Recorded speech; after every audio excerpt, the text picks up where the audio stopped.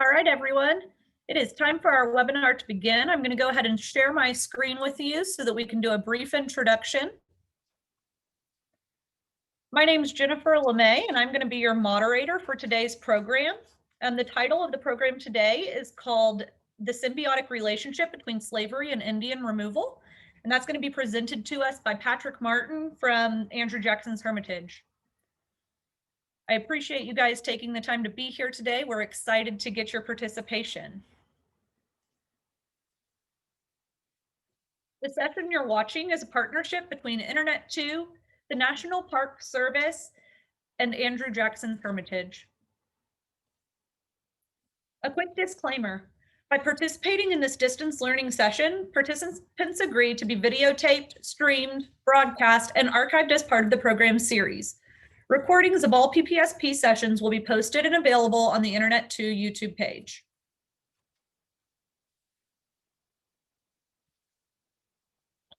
In order to better facilitate presenter classroom interaction, we want to review a few expectations.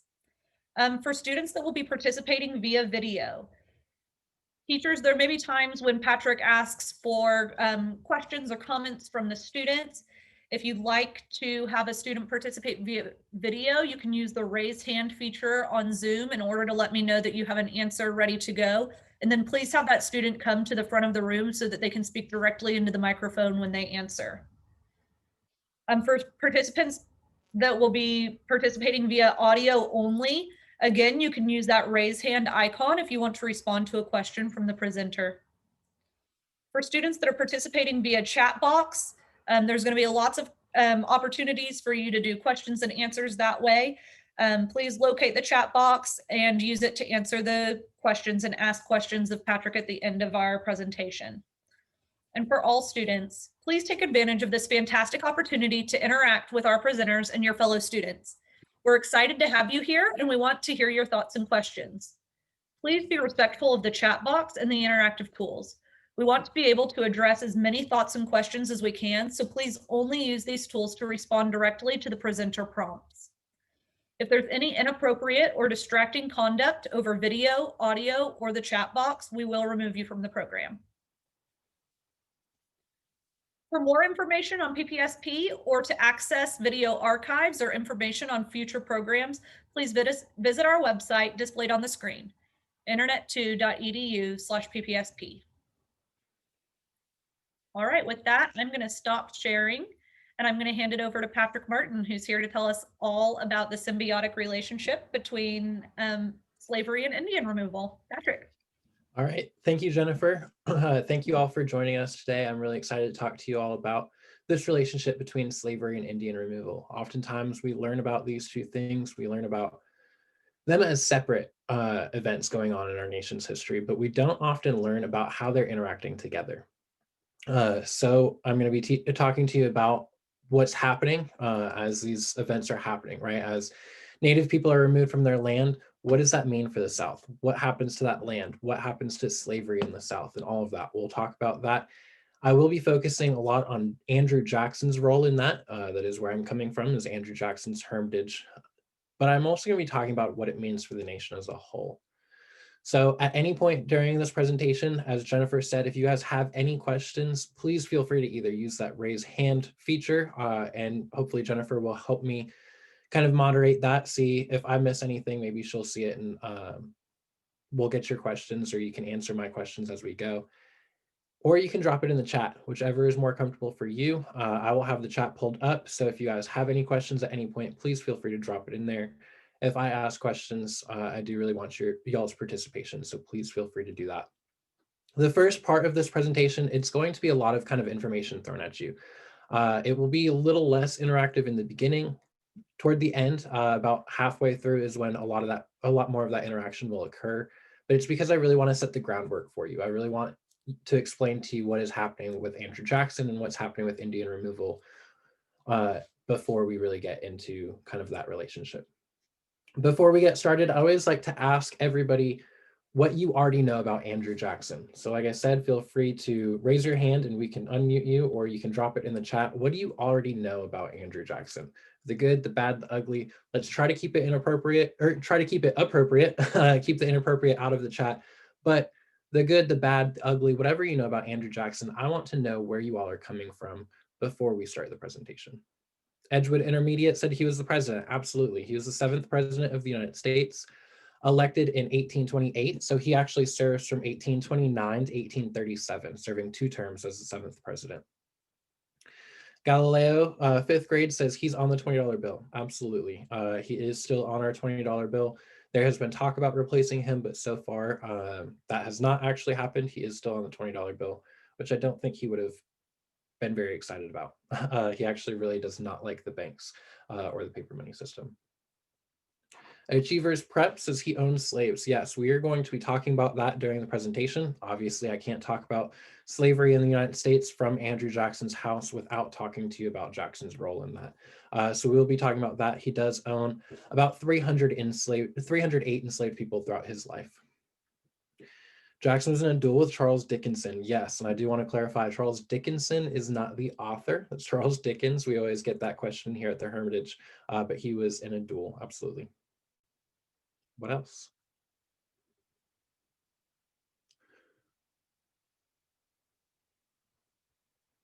We've talked about Jackson being a slave owner. We've talked about that role in this presentation when it comes to Jackson. But what about the other half of this presentation?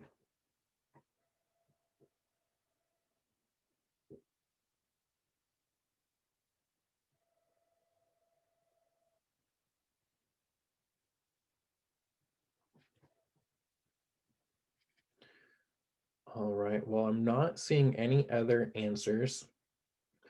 Jackson, while he was president, he does sign the Indian Removal Act. A lot of times when we learn about Andrew Jackson, that's really one of the biggest things we learn about him, right? That he signs the Indian Removal Act, that he removes these native people from their land. Today, I'm going to be focusing more on Jackson's role in Indian removal before he was the president, because he's actually heavily involved in Indian removal well before the presidency. Not a whole lot of people understand his role in that. So I do want to focus on that. I do want to talk about those different treaties and things that he's signing in order to remove Native people. Quinley says he caused the Trail of Tears. Absolutely, we'll be addressing that in the presentation as well. So let me share my screen really quickly. All right. So like I said, everybody knows about Andrew Jackson being president. Everybody knows about him signing the Indian Removal Act. That's probably the #1 thing most people learn. There we go. But what most people don't know is that Andrew Jackson was actually the treaty commissioner from 1815 to 1820. What this means is that any treaty that's signed with Native nations, Andrew Jackson is the one that's really kind of carrying that out. He's the one that's going to be signing those treaties. He's the one that's heavily involved in the actual directing of those and removing Native people. So the image that you're looking at here, this is Andrew Jackson. What are some things you all notice about him?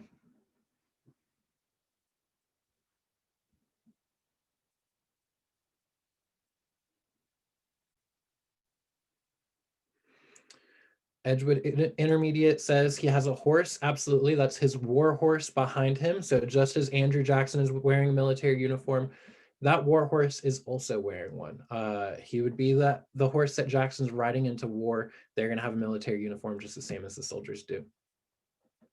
Farmington Falls says he looks somewhat tired. I think you would be too after everything that Jackson has done, serving in wars, serving in Congress, both the House and the Senate, the president. He does look pretty tired, but he also looks confident. Achiever says, I think he has a whip. Those are actually the reins to his horse. So he's holding those reins tight, making sure that horse doesn't run off.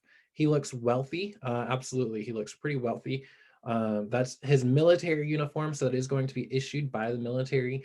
But even just the way that he's carrying himself, even how well kept that military uniform is all meant to make you understand that he is pretty wealthy. He has an eagle in the middle of his belt. Yes, so that is his military belt buckle. That eagle is to symbolize America, right? The bald eagle, one of our national symbols. So yeah. This is actually a general's uniform. So people at the time would particularly understand this. When they're looking at him, they're seeing him as a general. because he was a general. He was general during the War of 1812. And this is very important because they see him as a strong leader. If they're looking at this, they see him as a general, they see him as that leader. And this is actually what a lot of people would see when Andrew Jackson is elected president, because they want people to understand that he is a strong leader and that he can bring us through whatever comes our way and bring us through victoriously. So this is very intentional because they want everybody to understand how Andrew Jackson is going to be leading the nation. Now, as I said, he was treaty commissioner from 1815 to 1820. So I will be going through some of those treaties that he signs with Native people in order to get their land.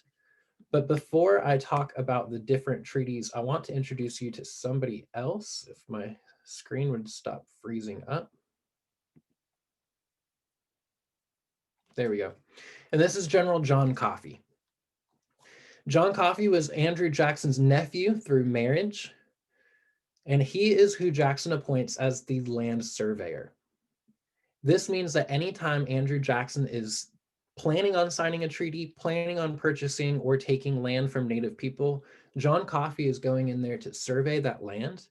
He will decide how large the land is, where the boundaries lie, but he'll also decide how much that land is worth. And this is very important to understand because these two men working together are going to directly benefit both of them individually. John Coffey, Jackson signs this deal to where John Coffey is getting 50% of all bribes to Native nations. A lot of times Andrew Jackson is going to be bribing all of these nations in order to be able to take their land for a lot cheaper than what it's really worth. And John Coffey is getting half of those bribes. Andrew Jackson and John Coffey together will be purchasing a lot of the land once they take it from Native people. And this is important to understand. We'll get into a little bit more detail on that in just a second. But they have first dibs because they're the first two white settlers that are there, right? Surveying and purchasing that land. So this is really going to benefit them personally. And they'll become very wealthy off of this. First treaty I want to talk to you all about is the Treaty of Fort Jackson. Obviously named after Jackson, he is going down. He serves a lot of time in Alabama during the War of 1812 because he's protecting all of that Southeast. He is the one that's fighting the British anytime there are battles down there. He's also fighting Native people anytime there's battles down there. And one battle I want to talk about, or really a war in general, what we call the Creek War. Creek Nation, or the Muskogee tribe as they'd call themselves, they're living on this land, everything that you see outlined in orange. And they have two different sides to them, two different factions. The White Stick Creeks, they're assimilating to white culture, negotiating with America, and oftentimes they're fighting alongside America in times of war. The Red Stick faction of Creek Nation did not want to assimilate, they did not want to negotiate, and oftentimes they're fighting against America. Jackson pegs these two factions against each other and creates a civil war, and this makes it very easy for him to swoop in with his men and win. Now, Creek Nation does attack first. They attack Fort Mims in Alabama, killing 250 men, women, and children in that fort. And Jackson is the closest general to Alabama at the time. He's here in Nashville. He gets sent down there to retaliate, and we get the Battle of Horseshoe Bend. This is less of a battle and more of a massacre because while we lost 45 American troops during this battle, 850 Red Stick warriors were killed. So when you're looking at those numbers, it really is more of a massacre, but this is what gets Jackson promoted from General of the Tennessee Militia to General of the United States Army. Now he's a federally recognized troop. After the battle, or after the Creek War, rather, Jackson will sign a treaty with Creek Nation. The Treaty of Fort Jackson causes Creek Nation to cede 23 million acres of land to the federal government. Now, the problem with that is after the war, all of the Red Stick faction of Creek Nation, those are mostly the upper regions of Creek Nation, they flee down to Florida. They join Seminole Nation. So none of their leaders are there at the signing of the treaty. The White Stick faction, who had already been working with America and negotiating with America, they're signing for both sides of Creek Nation, ceding 23 million acres of land. In 1817, Jackson will make a deal with Cherokee Nation to purchase this small section of land you see in the highlighted orange that says 1817. He'll purchase that land from Creek Nation, and this is actually the first time that we see kind of a forced removal in this. Jackson will purchase the land, but then he will make an agreement with Cherokee Nation saying that we'll give you the same amount of land over in Arkansas. If you sign this treaty with us, if you sell us this land, we'll give you land out in Arkansas. But if you don't, we can just take it anyway. And this is the first time that we really see that forced removal in terms of treaties.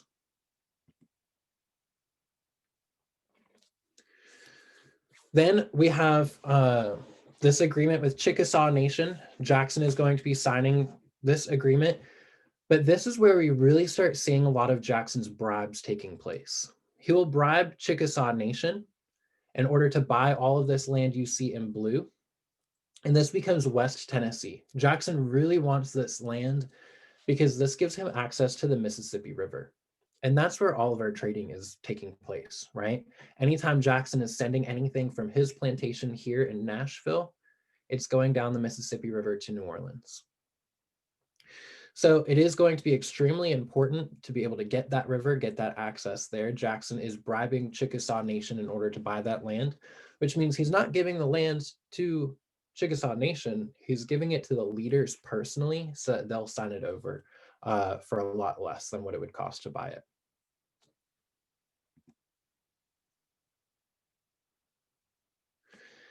And when we look at how Native people were removed during this time, I mentioned that they were sent to Arkansas. So you've got Choctaw Nation down there, the blue and orange.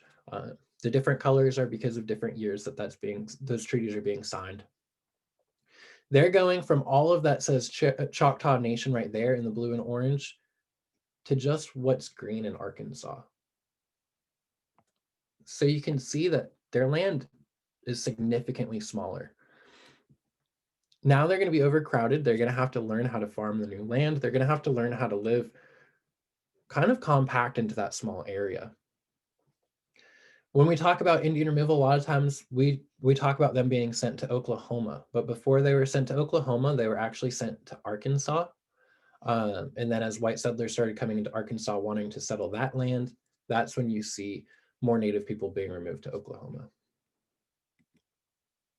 And the last treaty I want to talk to you all about before we really get into what this means in terms of relationship with slavery is the Treaty of Moultrie Creek, or some people would even refer to it as the Gaston Treaty. That's because now Jackson is the one that actually gets Florida from Spain, right? When we're looking at Seminole Nation here, the problem with Seminole Nation is that Jackson really wasn't able to have any sort of connection with them. Florida was still owned by Spain, so Jackson couldn't sign these treaties. He couldn't get this land until Florida was in the hands of America. So he invades. He goes down there in 1818 in order to try to take that land from Florida. A few problems that we see before this occurs, though. First off, Jackson tells all of his friends that land prices in Florida are about to go way up. Now, we don't have any record on where he's getting that information from, but in 1817, he tells them land prices are about to go up. And then he writes a letter to the Secretary of War saying, hey, I'm right here at the border of Florida. I can go down there and take it if you want me to. He does not wait for a response. He goes down there in 1818. He will invade Florida. He'll fight Spain. Spain will eventually give that land to America. And then he gets a letter from the Secretary of War saying, no, don't do that. But at that point, it's too late. So his punishment is to go down there and be the territorial governor. This might seem like a promotion. It might not really seem like a punishment, but to him, it really was. He said Florida was hot, it was humid, it was mosquito infested. That's actually where he gets malaria. So he does not like it. He only stays there for about a year, being the first territorial governor of Florida. And then he will appoint James Gaston, one of his good friends, to be the governor in his place. So when we look at the Treaty of Moultrie Creek, some people call it the Gaston Treaty because this is signed by James Gaston as the governor of Florida. And that's what will take most of this green area from Seminole Nation. And now they're forced out of that area, either to stay on a much smaller section of it or to be removed out west. Now, before I move on to Jackson's role as president in Indian removal, between 1815 and 1820, when Jackson was the treaty commissioner, he gets about 50 million acres of land from Native nations. This is very important to understand. In 5 years, he gets 50 million acres of land, dwindling the size of Native nations in the Southeast, which later will make it pretty difficult for them to stay. And that's what will eventually lead to that forced Indian removal that we'll see in just a second. When Andrew Jackson is president, he signs a bill. It's called the Indian Removal Act. Senate Bill 102 is what it was formally recognized as. It goes to the Senate. This is what the states in the Senate looked like when they were voting. Red states are both senators voting yes. Blue states, both senators voted no. And the pink states, one senator voted yes and one voted no for Indian removal. What do y'all notice about these states? Where's most of the red? Where's most of the blue? Why do you think that it plays out this way? Just a reminder, if you'd like to have your class answer via audio or video, go ahead and use the raise hand feature and I'll call on you.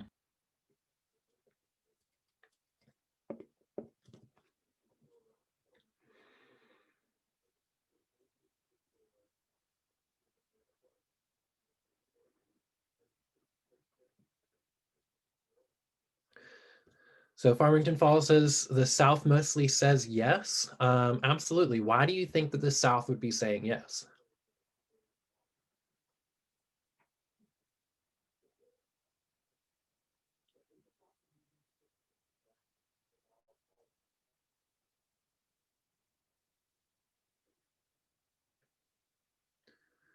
There's more Native Americans down south, Edgewood says.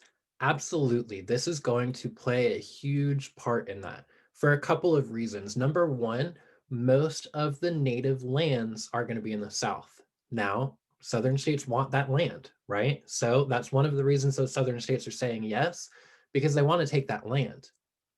But another reason is because there are so many native people down in the south, there's a lot of conflict between native people and white settlers. So those southern states are really wanting to end that conflict, and they see the only way to end it is to remove native people.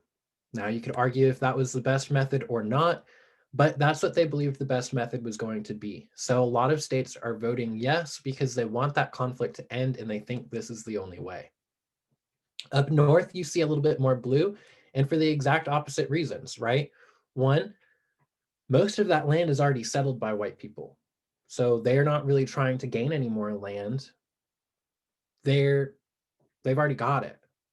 But two, a lot of senators understand what Indian removal brings, because when Europeans settled in New England to begin with, when the Mayflower comes over in 1620, and years after that, as settlers are starting to take that land, there was already native people living there, right? What happens to them? So we call more of kind of a voluntary removal process. Now, I use that term loosely. There are a lot of wars, there are a lot of conflicts going on in New England with Native nations. Native people realize that their best method for success, their best interest is really to leave that land and move west on their own. So there's no legislation removing Native people from New England, but they do decide to move on their own based on the conflict that's occurring in that area at that time. A lot of them will go to Michigan. We'll see that in just a second. So if anybody in New England had studied their own history, they realized that Indian removal will bring a lot of devastation. So that's what they're looking at when they vote no. Senators will say, hey, I'm voting no because I know exactly what's going to happen. A lot of people will die on this journey. But we do have more senators, more states voting yes than we have voting no. So it does pass in the Senate. Providence asked what he had to sign. I am not quite sure what your question is getting at, if you want to clarify that a little bit.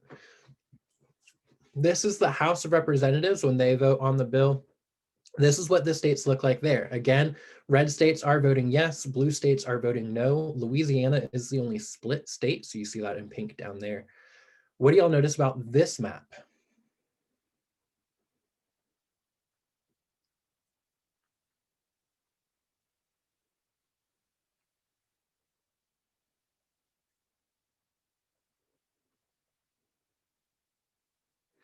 Is there more or less blue than there was in the Senate?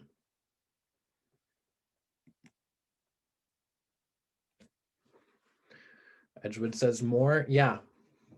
So there is more blue, there is more no's. There's still not as much as we would like to see, I'm sure.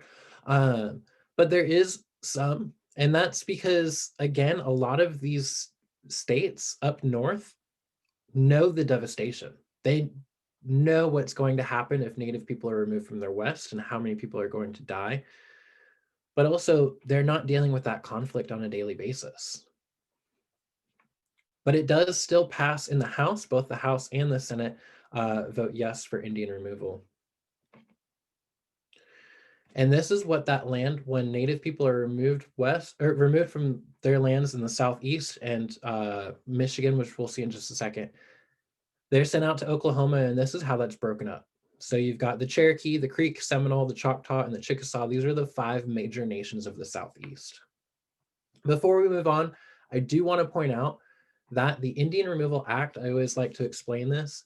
It's ironic given the name, I know, but it does not actually remove any Native people from their land.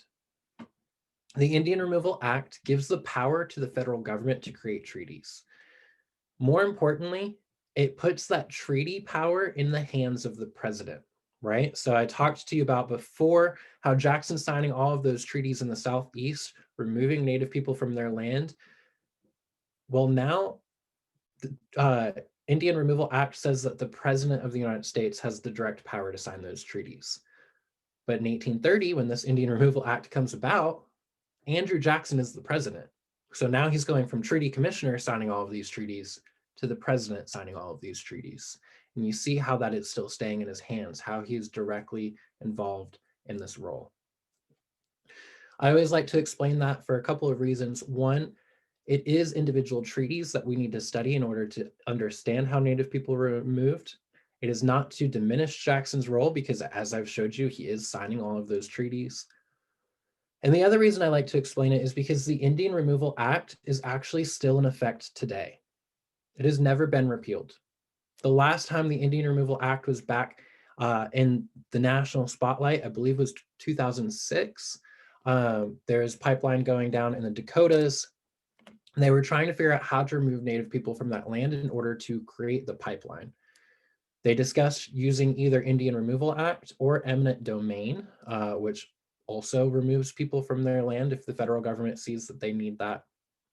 Eventually, they decided that eminent domain would be less political than the Indian Removal Act, but they could have legally used the Indian Removal Act just the same. So I always like to make that clear. It is still in effect today. And this is why it's important to study it, because it is still directly affecting Native nations within our boundaries even today.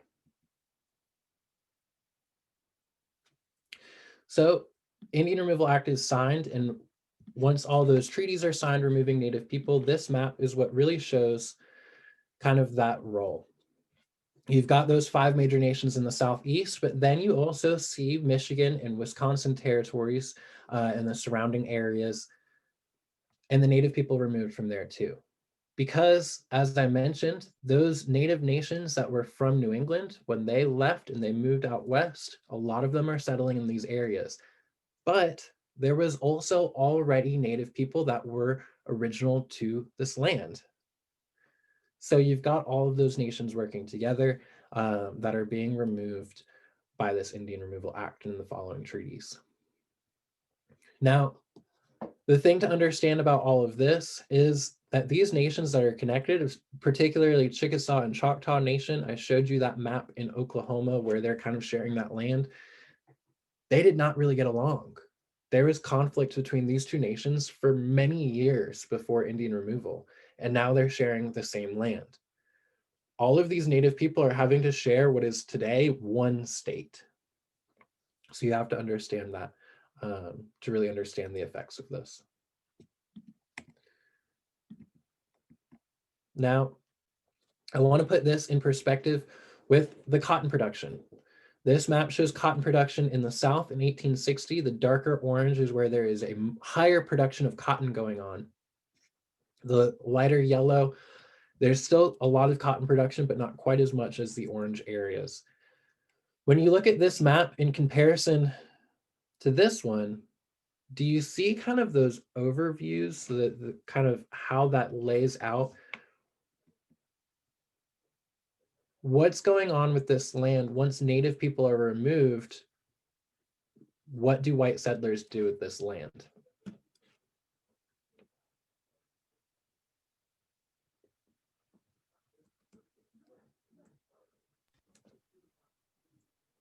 Edgewood says they plant cotton, or Farmington, they produce cotton. Absolutely. The important thing to understand is that as early as the 1780s, Americans understood that cotton was a lot more fruitful in the deep South, where you see this map. So when native people are being removed from their lands, white settlers are coming in, they're planting these cotton plantations. And then we see that growth of cotton quickly take off in the deep South there. But when we look at cotton plantations and we look at them in relation to this map, which is the population of enslaved people in 1860. So looking at this, the darker red areas are higher populations of enslaved people. Do you see a relationship between this map and this one?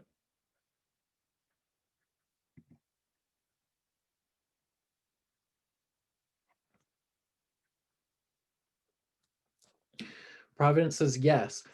You do see that relationship because there is a direct correlation between cotton production and the demand for slavery in that specific region.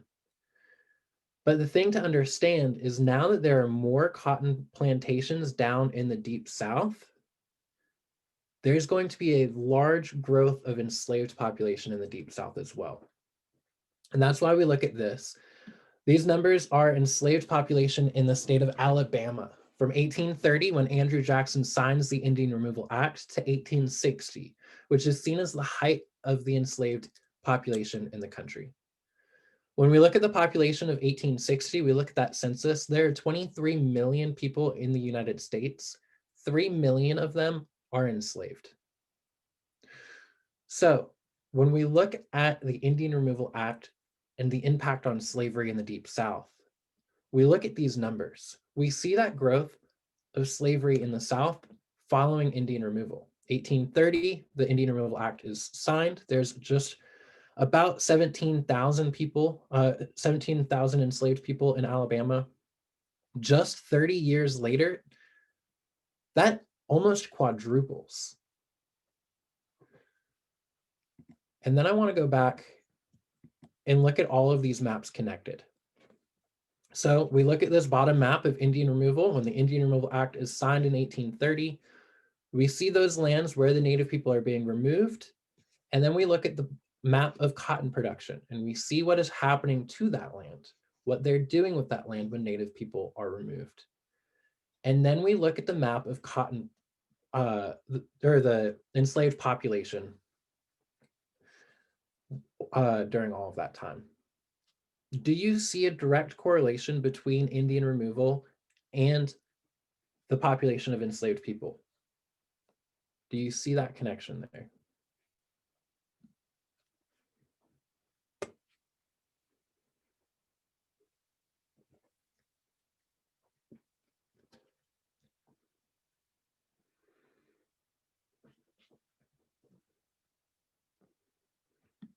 All right, a lot of people are saying yes.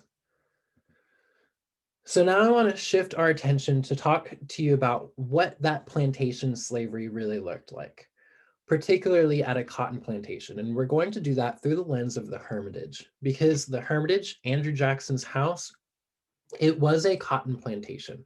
It was a large plantation, about 1,200 acres of land. So to show you kind of our boundaries here, what the Hermitage still owns today, everything inside, this is called Old Hickory Boulevard. Everything inside of that, the Hermitage still owns today. Then you turn right, this is Chutes Lane. Hermitage still owns all of that as well. Coming down here. But then it goes out here, and our property actually jumps across Lebanon Road, which is Highway 70 there. And then it follows Lebanon Road back down to where those two roads intersect. And then over here on this side of Old Hickory Boulevard, the Hermitage actually still owns that land. Today, it's a rotary baseball field. This is 1,200 acres. If you want to get technical, we don't own this over here. It's actually a neighborhood. So we have 1,120 of Jackson's original 1,200 acres in our museum.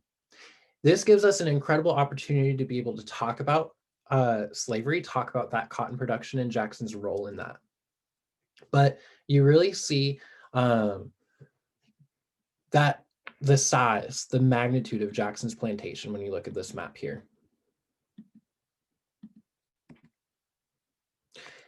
And like I said, this is a plantation. Cotton is a main cash crop, but there are a lot of other plants being grown too. There's corn, wheat. Jackson even grew hemp in order to make ropes and sacks for the cotton when he's shipping that off. He's growing soybeans, tomatoes, okra, all of that stuff here on this plantation. So there are a lot of other crops that are being grown, but the main cash crop, what Jackson is mostly making his money off of, is cotton. And you can see that here, because in 1826, Jackson ships off 32,000 pounds of cotton. You see here added up at the bottom of that list. It went for 25 cents a pound in 1826. So $8,000, if you calculate for inflation, is about $200,000 today. This is where Jackson's getting the majority of his wealth. But when we look at Jackson's wealth in terms of cotton, or in terms of buying and selling land while he's the treaty commissioner or the president, we can't deny the fact that Jackson's money, Jackson's profit is coming, if you're looking at cotton, off of enslaved labor. If you're looking at land speculation, off of taking that land from Native people. So Jackson in 2015 is ranked as the top 5 wealthiest presidents of all time. But we can't look at that without looking at the people that are getting him there, the enslaved labor that is lifting him up to that level of wealth, and the Native people that he is taking advantage of in order to make more money off of. And that's why this class is so important to understand who Jackson really is. This photograph is of a cotton plantation. You see people there picking the cotton, and then on the horse, you have that white man. He's riding around. That's what we would call an overseer. And he is in charge of just making sure that production keeps happening.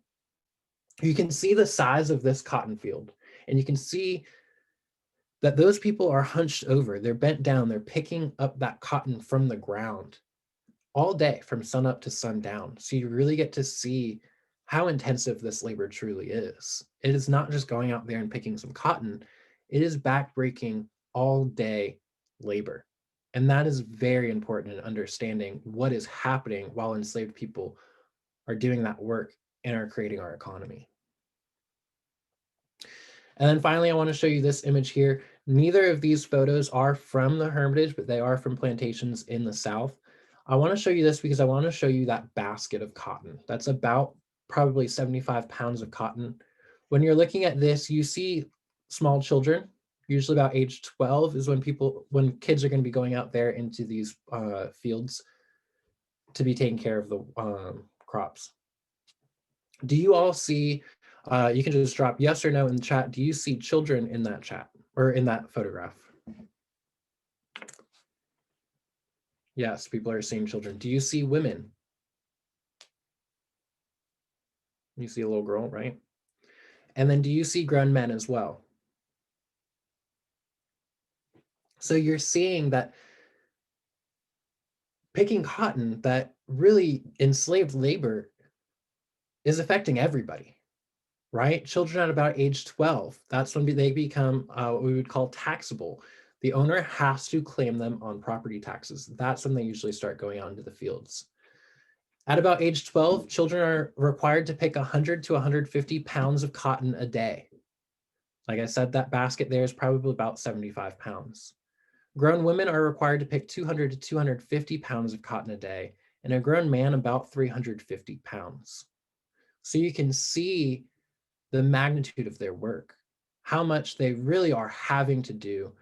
It's not just going out there and picking the cotton. It is very intensive. And I want to show you these images so that you can have an understanding of what they truly are doing.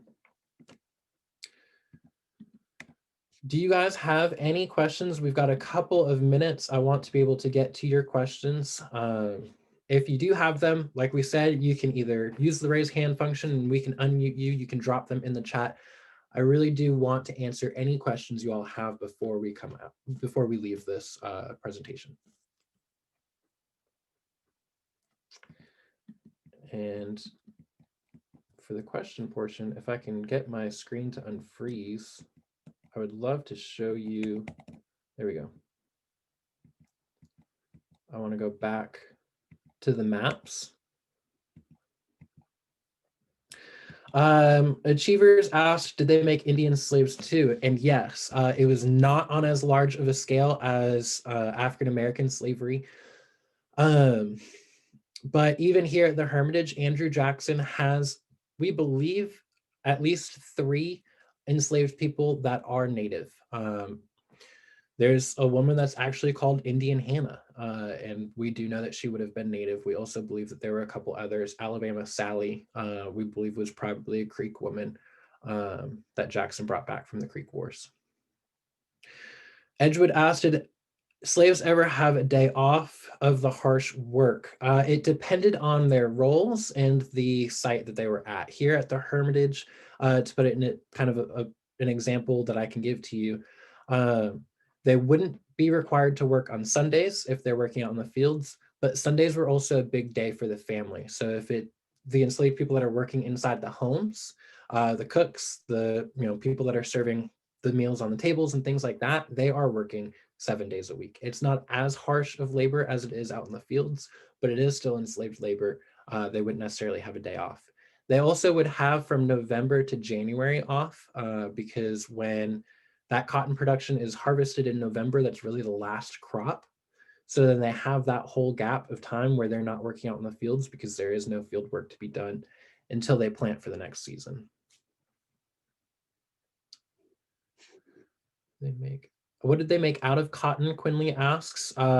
So here at the Hermitage, they might save some of that cotton in order to make clothes. They did have a spinning wheel, so they would be able to spin that and make cloth out of it. But Jackson typically would be shipping off that raw cotton. That would be shipped up to the north. And then those northern factories, particularly outside of Boston, those are where they're going to be turning that raw cotton into the cloth, selling it at a higher cost. So even the North, while there's not as much slavery in the North, they still are profiting off of the enslaved labor down in the South. How did they grow cotton? What did they start with? They would start with just a seed, right? So they would plant the seeds into the ground and it would grow from that. And then in the ball of cotton, you saw that image that I showed you of just the large cotton ball. They'd call that a bowl rather. Inside of that, there are a ton of seeds. So the enslaved people would have to pick those seeds out. Very sharp seeds. So oftentimes they could cut their fingers while they're doing that as well.